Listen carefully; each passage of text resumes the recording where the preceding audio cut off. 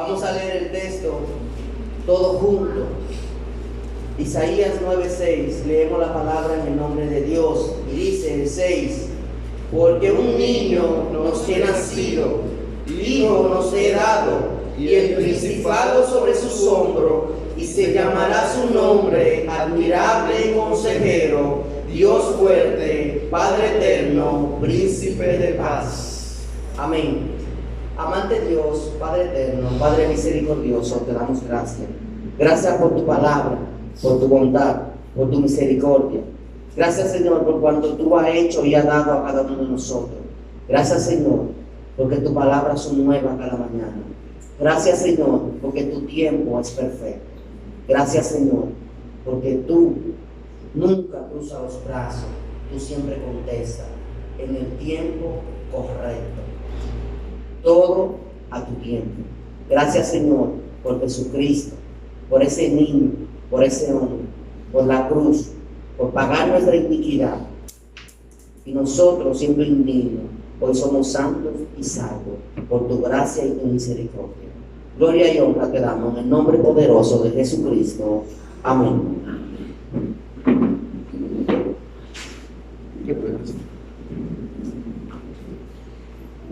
La semana pasada hablábamos sobre Miquea, 700 años antes, profetizando dónde iba a nacer el Salvador del mundo.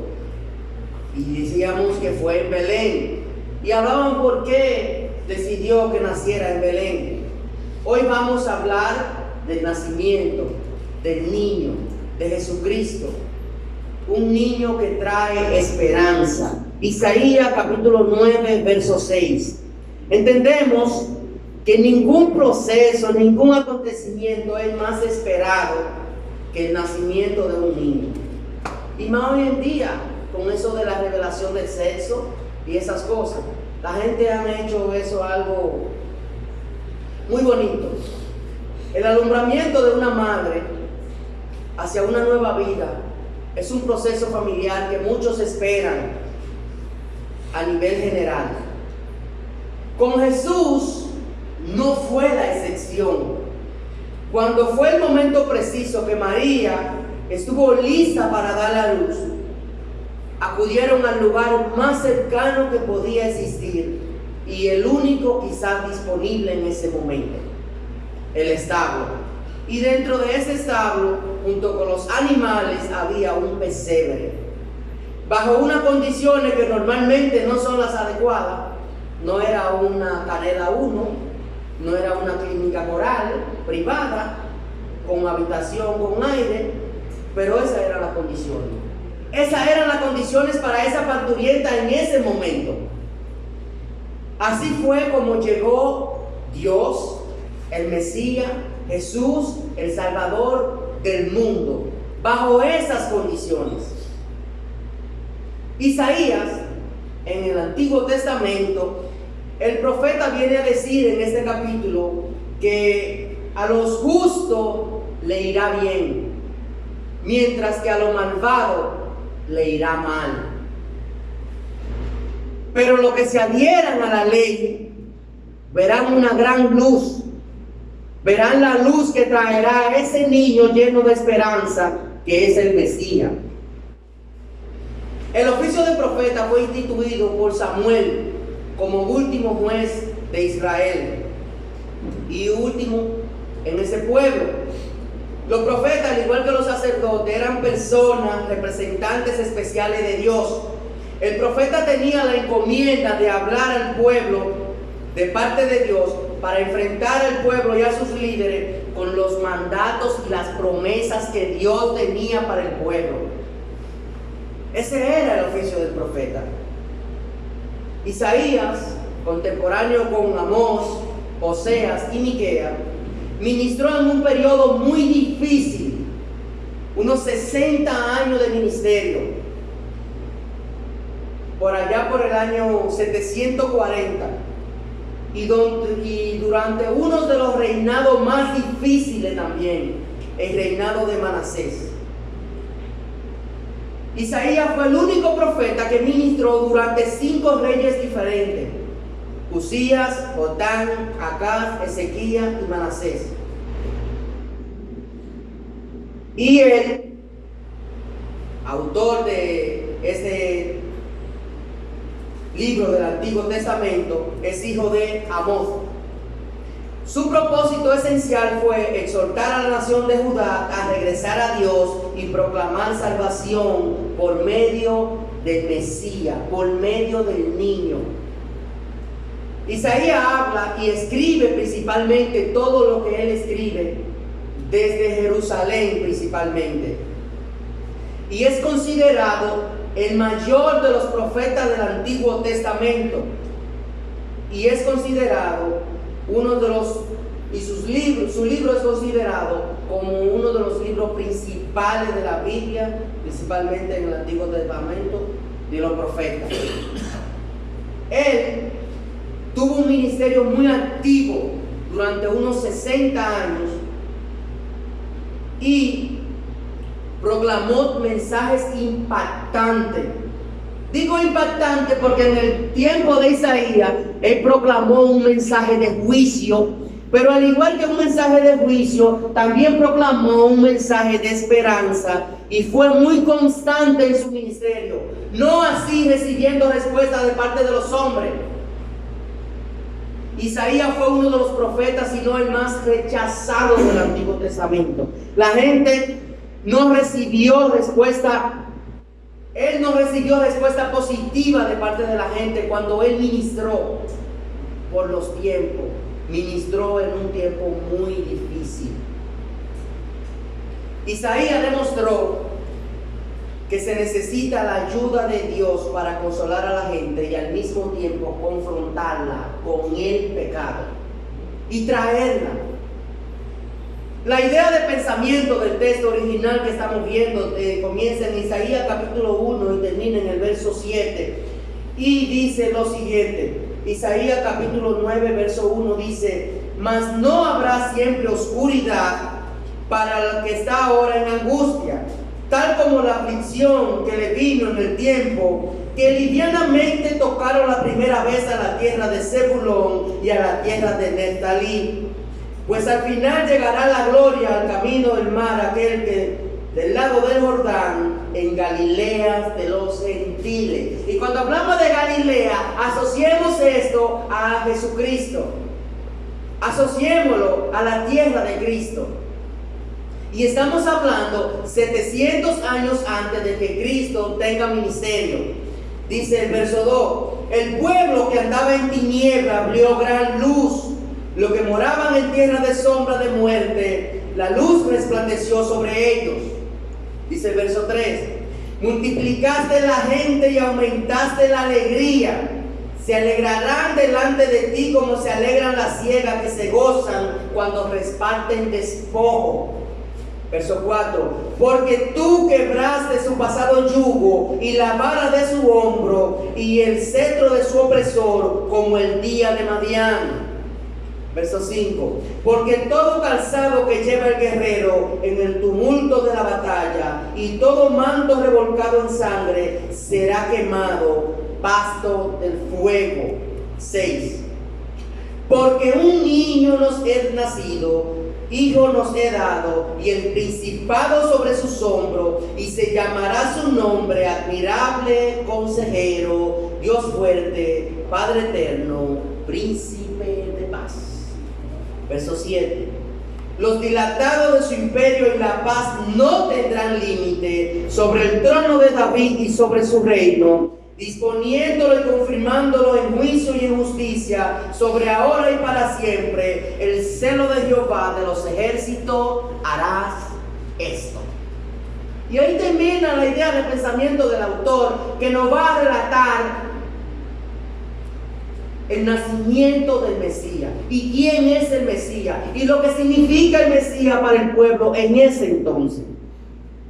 La idea central del pasaje que vamos a ver hoy viene y nos dice a nosotros que vendrá un Salvador que restaurará todas las cosas por medio de Dios y por amor al hombre, para salvarle y liberarle del yugo de la esclavitud del yugo del pecado. Eso es lo que significa. Y Isaías va a resaltar 3 puntos importantes en este tema sobre el Mesías. Dice que el pueblo en un momento va a ver una gran luz, que el pueblo en un momento va a tener una gran alegría y que el pueblo en un momento va a experimentar una libertad de una manera permanente.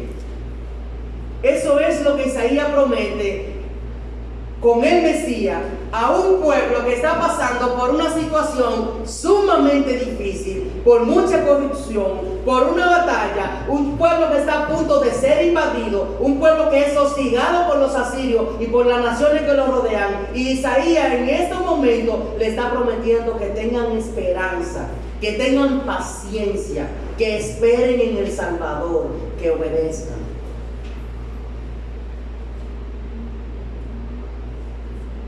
Nosotros solemos aplicar algunos textos, algunos versículos, Isaías 9:6, a esta fecha festiva en la que estamos. Déjenme decirle que este texto aplica para cualquier mensaje, para cualquier tiempo. La venida del Mesías al mundo siempre va a traer luz a la humanidad. Y debemos verlo de esa manera, desde ese punto de vista. La vida de un profeta era muy dura en aquel entonces. Mucha gente no aceptaba su mensaje. No solo no aceptaban su mensaje, lo rechazaban. Mucha gente se enojaban con ellos porque hablaban de parte de Dios. Mucha gente lo insultaban. Mucha gente lo hostigaban, lo maltrataban. Mucha gente lo perseguían para darle muerte a los profetas. Cuando se anunció el nacimiento del Hijo de Dios, el nacimiento del Mesías, el pueblo estaba aparentemente viviendo en rectitud. El pueblo estaba bien, aparentaba hacer lo correcto. Sin embargo, el pueblo estaba con un corazón corrupto, con un corazón egocéntrico, con un corazón idólatra. Los 27 capítulos, los 27 primeros capítulos de la mitad del libro de Isaías contienen un mensaje de perdón, consuelo y esperanza. No todo es juicio con Isaías.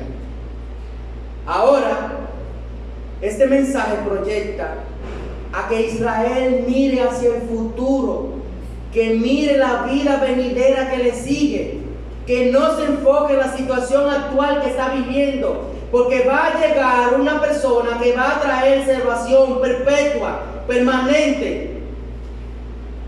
Y es el mismo Isaías quien habla del Mesías y habla de este texto, y alrededor de su libro habla del Mesías más que cualquier profeta, y lo menciona una y otra vez en esos mensajes alentadores.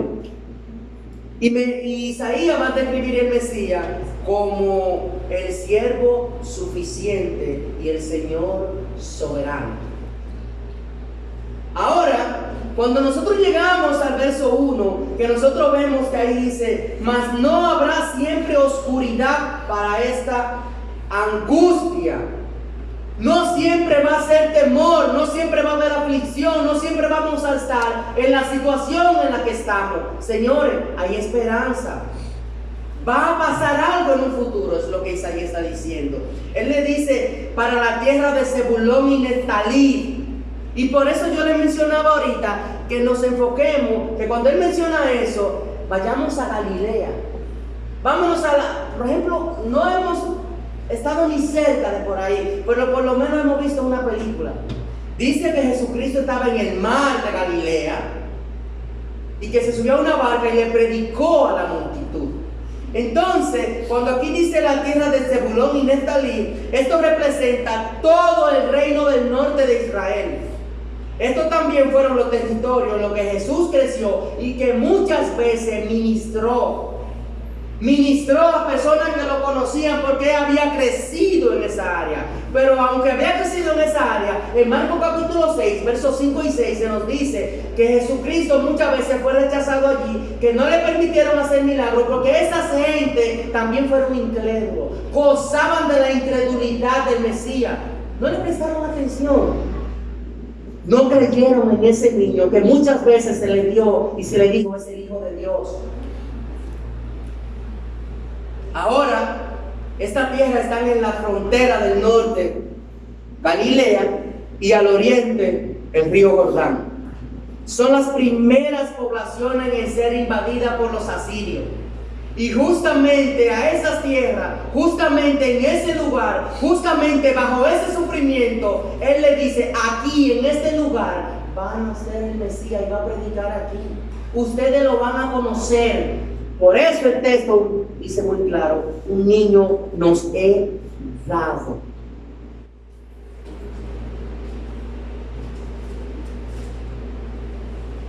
Esta caída de esta parte de Jerusalén al comienzo da comienzo a los días oscuros de Israel, a los días donde Israel no tenía potestad porque los enemigos lo invadieron y lo hostigaron.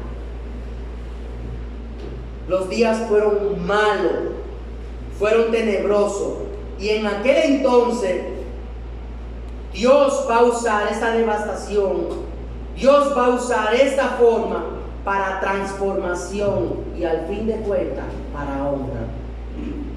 Verso 2. Dice el verso 2: el pueblo que andaba en tiniebla vio gran luz. Gran luz. La luz resplandeció. La venida del Mesías equivale a la venida para quitar la oscuridad de todo el cautiverio del pueblo de Israel. Ya no va a haber más opresión. Va a venir alguien que lo va a liberar de manera permanente. Y dice el texto, Isaías capítulo 42, verso 6, dice: y guiaré a los ciegos por camino que no sabían. Les haré andar por senda que no habían conocido. Delante de ellos cambiaré la tiniebla en luz y los escabrosos en llanura. Estas cosas le haré y no lo desampararé. Continúa hablando Isaías 49, verso 6, dice poco es para mí que tú seas mi siervo para que levantar las tribus de Jacob y para que restaure el remanente de Israel. También te di por luz a las naciones para que sea mi salvación hasta los postreros días. Israel es la luz de la nación, Israel es el remanente, Israel es el pueblo escogido, y mediante ese pueblo Dios decidió salvar a todos los pueblos.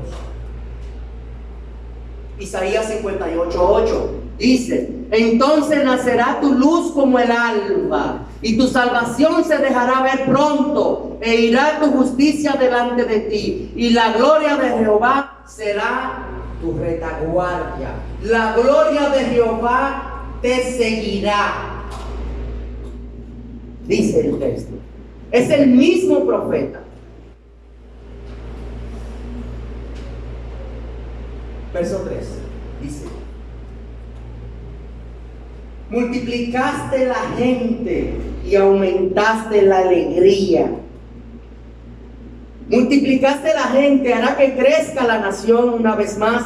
Y ahora vamos a confirmar algo que yo había hecho con Abraham.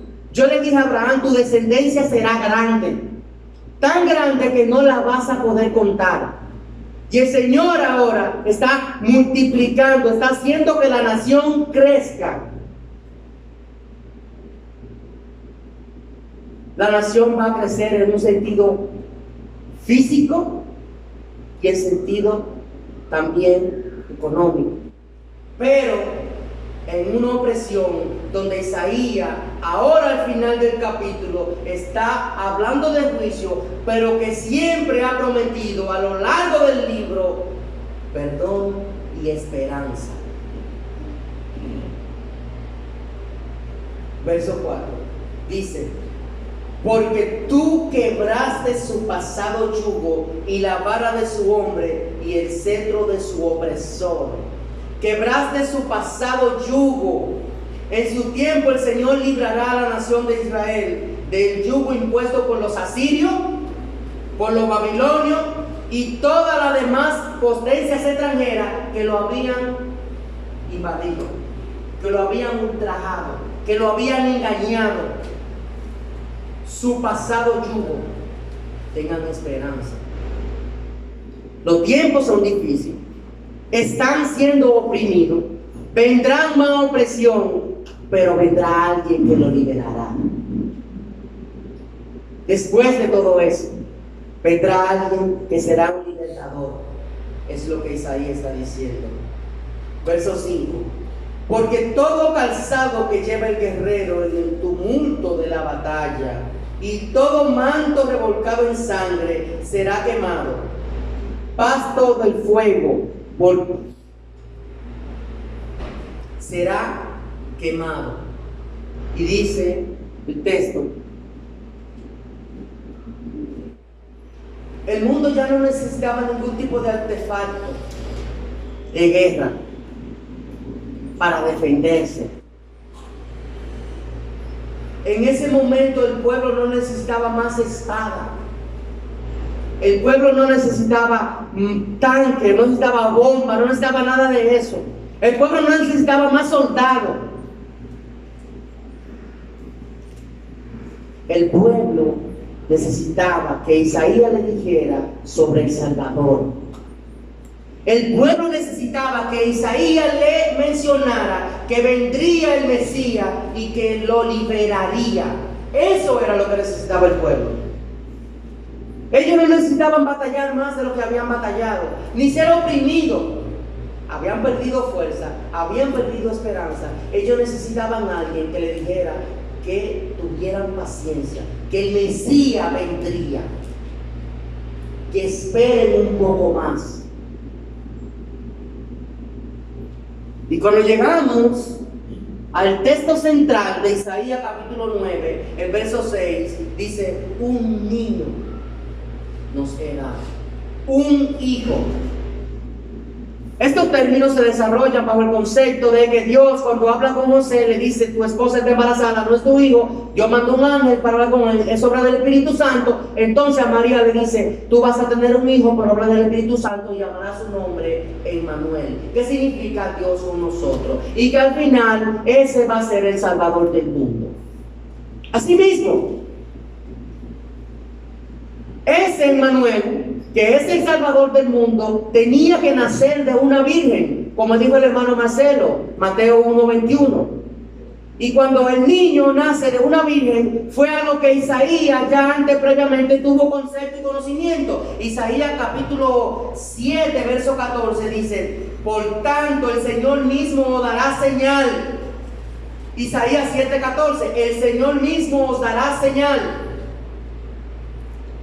He aquí que la Virgen concebirá y dará a luz un hijo y llamará su nombre Emmanuel. 700 años antes de que Mateo 1:21 narre este hecho, ya Isaías lo está profetizando, lo está diciendo, y una virgen va a dar a luz un niño que será Emmanuel, será el Salvador, será Dios con nosotros. El verso 6 dice: y el principado sobre sus hombros. El principado. Esto es un cumplimiento del Salmo 2:9. Y dice que el Hijo va a gobernar a todo el mundo. Va a tener señorío de todo el mundo. En Apocalipsis capítulo 2, verso 27 dice eso. Y les regirá con vara de hierro y serán quebradas como vasos de alfarero, como yo también la he recibido de mi Padre. Yo voy a gobernar todo cuanto hay hecho, porque mi Padre me ha dado la autoridad, porque mi Padre y yo uno somos. Dice el Hijo. Continúa el texto diciendo: y se llamará su nombre Admirable Consejero. Admirable, consejero. Hay un rey al que se le llamó similar, creo que Acab. Y esto no se está refiriendo realmente a Acab, ni al reinado de Acab. Este título de admirable consejero es porque el Mesías, el niño, tendrá sabiduría sobrenatural. Tendrá una sabiduría que no se limitará a los hombres. Tendrá una sabiduría como Dios y dada por Dios. Entonces, el Hijo que gobernará a todas las naciones tendrá funciones reales. Por eso le llaman admirable consejero. Y recuérdense que cuando hablamos de sabiduría nos podemos ir a Primera de Reyes capítulo 3 verso 18, cuando Salomón tiene la confrontación. No está en el texto, pues está aquí. Dice, Primera de Reyes capítulo 3 verso 18, aconteció que al tercer día después de dar yo a luz, que ésta dio a luz, también morábamos nosotras juntas, ninguno de fuera estaba en la casa, sino nosotras dos en casa. Lo que significa que las dos mujeres, habían dos mujeres que dieron a luz a dos niños y vivían juntas. Y una se acostó arriba del niño y el niño murió. Pues cuando las dos despertaron con un solo niño. Y una dijo, no, el niño es mío, la otra no es mío. Y fueron donde Salomón. Y Salomón, con su sabiduría sobrenatural, una sabiduría dada por Dios, con discernimiento, dijo, no, el niño es de ella. No es de ella, es mío. Córtenlo a la mitad, y no a la mitad de ella y la mitad de ella. No, está bien, déselo a ella, es suyo, déselo a ella, no es de ella. Ya, sabiduría sobrenatural, una sabiduría que solamente la da Dios para los hombres. Y en este contexto, a Cristo, porque Cristo es Dios. Y está haciendo la obra de Dios, porque Él es Dios Hijo. Dios fuerte, dice el texto, Padre eterno, príncipe de paz. Dios fuerte, no porque sea un guerrero, no porque vaya a la batalla, no porque coja una espada, porque no lo va a hacer. El Mesías será el vencedor en toda la batalla de esta humanidad y de la venidera. ¿Cómo? Nehemías capítulo 2, 9, verso 32, un texto muy largo, y ese texto dice, ahora pues, Dios nuestro, Dios grande, fuerte, temible, que guarda el pacto y la misericordia, no sea tenido en poco delante de ti todo el sufrimiento que has alcanzado a nuestros reyes, a nuestros príncipes, a nuestros sacerdotes, a nuestros profetas, a nuestros padres y a tu pueblo, desde los días de los reyes de Asiria hasta hoy. Hasta este día, Dios fuerte, admirable, sobre príncipes, sobre reyes, sobre todo el mundo, desde antes hasta este día.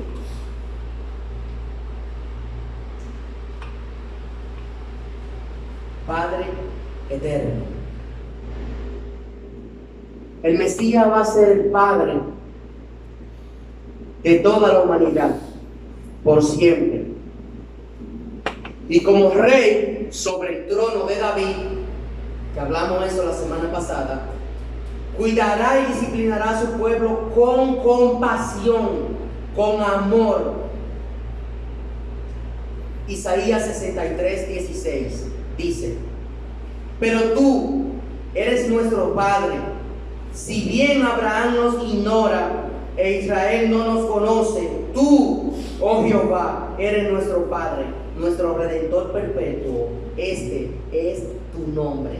Ese es nuestro Padre, el Padre eterno, que se nos menciona en Isaías 9. Príncipe de paz. El gobierno de Emmanuel, el gobierno del niño que nació en el pesebre, el gobierno del niño que nació allá en Belén, en esta ciudad escogida, el que nació junto con los animales, el que envolvieron en un manto especial que tiene una connotación especial, procurará y perpetuará la paz entre todas las naciones del mundo. Isaías 2:4. Y jugará entre las naciones y reprenderá a muchos pueblos. Y volverán sus espadas en reja de arado y sus lanzas en hoces. No alzará espada nación contra nación, ni se adiestrarán más para la guerra. Yo propongo la paz y vengo por la paz. Príncipe de paz. Miqueas capítulo 4 verso 3 dice: y él juzgará entre muchos pueblos y corregirá a las naciones poderosas. El mismo texto de Isaías. El mismo texto realmente. Y dice: hasta muy lejos martillarán sus espadas para azotarle. Y dice: no alzará espada nación contra nación, ni ensayarán más para la guerra. No puede ser.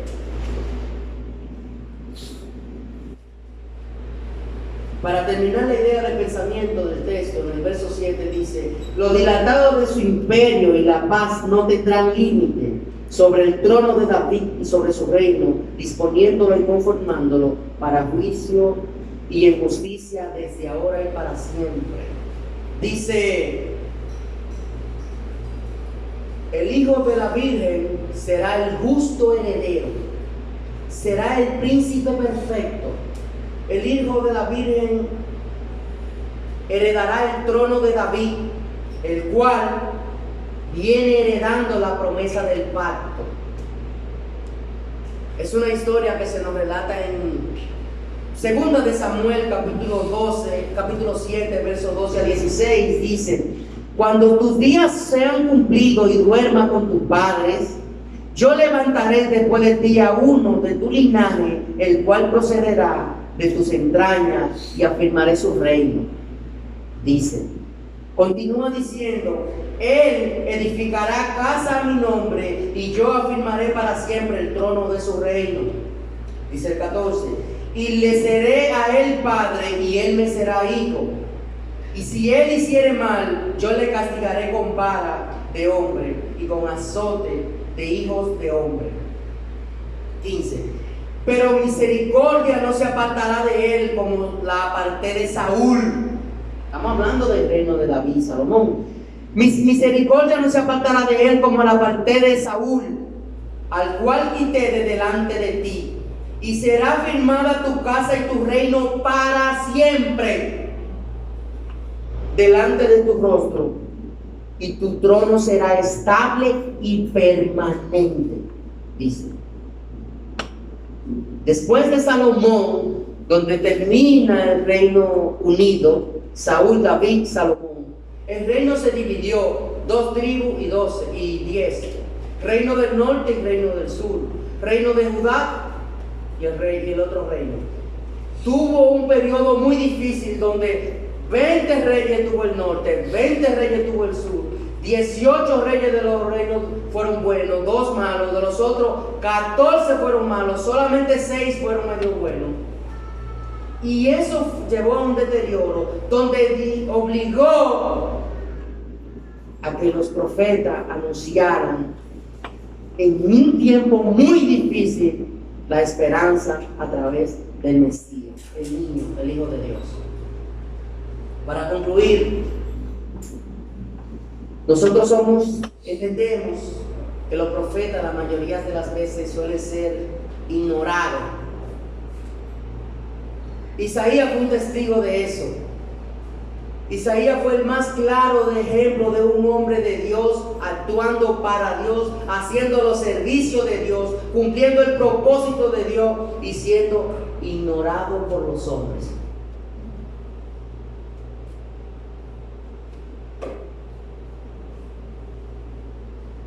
El Señor Jesucristo viene como niño y era admirable en su forma de nacer. Fue único. Cuando los Reyes Magos llegaron, dijeron verdaderamente que este es el Hijo de Dios. Era consejero para reyes, príncipes para los hombres. Fue consejero. Era Dios fuerte no en poder militar, sino en su poder espiritual. Era Padre eterno, con una relación íntima y filial con el hombre. Era el príncipe de paz, porque restauraría y guardaría la justicia de Dios para siempre. Cuando nosotros andemos en pecado, que es el diario vivir del hombre, debemos pensar en este pasaje. Debemos recordar que Dios siempre ofrece luz. Pero tenemos que tomar una decisión y escoger el camino que nos muestre al Mesías, que nos muestre al Salvador.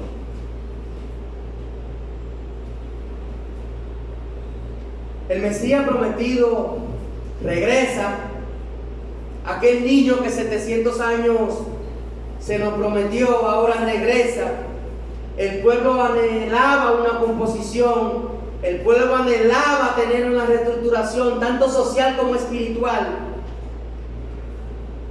Y ahora esa promesa tiene un cumplimiento en un periodo un poco propicio, donde nadie estaba esperando, donde nadie estaba preparado, donde nadie estaba consciente del nacimiento del Mesías. Pero era justo el momento adecuado. Era justo el momento preciso. Era justo el momento que Dios había decidido que debía pasar. Era justo el momento que el hombre necesitaba para ser liberado del pecado y de la esclavitud. El Señor vino con ese propósito de liberar al hombre del pecado, liberarle de la esclavitud, liberarle de su antigua vida, liberarlo de sí mismo. Porque siendo pecadores no había nada bueno en nosotros. El niño nació, cumplió al pie de la letra cada una de las cosas para las cuales había venido y las cuales se le había pedido a él como Dios Padre. Y recordemos esto. Hoy es el día indicado. Hoy es el día propicio. Hoy es un día en que nuestras vidas pueden ser transformadas por la obra milagrosa de Cristo y que seamos guiados por la promesa eterna de salvación que Él ofrece. No hay más oportunidades, hay más, pero no muchas. No hay que ser perfecto. No hay que abandonar tal o cual cosa, porque el Señor dice muy claro: venir a mí con todas sus cargas. No hay que buscar el momento justo. Solamente hay que tener la necesidad de sentir que nuestra vida necesita ser cambiada por el poder de la palabra de Dios. Tan sencillo como eso. Amados hermanos, el Mesías vino, el niño nació, fue adolescente, se hizo hombre, tuvo un ministerio, tuvo muchas contradicciones, y en ese ministerio y en la época en que estamos, nosotros culturalmente no es así. Culturalmente celebramos en estas fechas de Navidad el nacimiento de Jesús. Jesús no nació en diciembre. Cultura. Y aún continuamos celebrando, enfocándonos en el pesebre, enfocándonos en la Virgen que dio a luz al niño, enfocándonos en los regalos y los Reyes Magos. Hermanos, no nos enfoquemos en el pesebre ni en el nacimiento. El enfoque de nosotros es la cruz, donde se pagó todo. El enfoque de nosotros es la cruz donde se pagó todo. Con esto concluyo. Hermano, aceptar a Cristo lo cambia todo. Todo. Es por gracia únicamente. Dios le bendiga.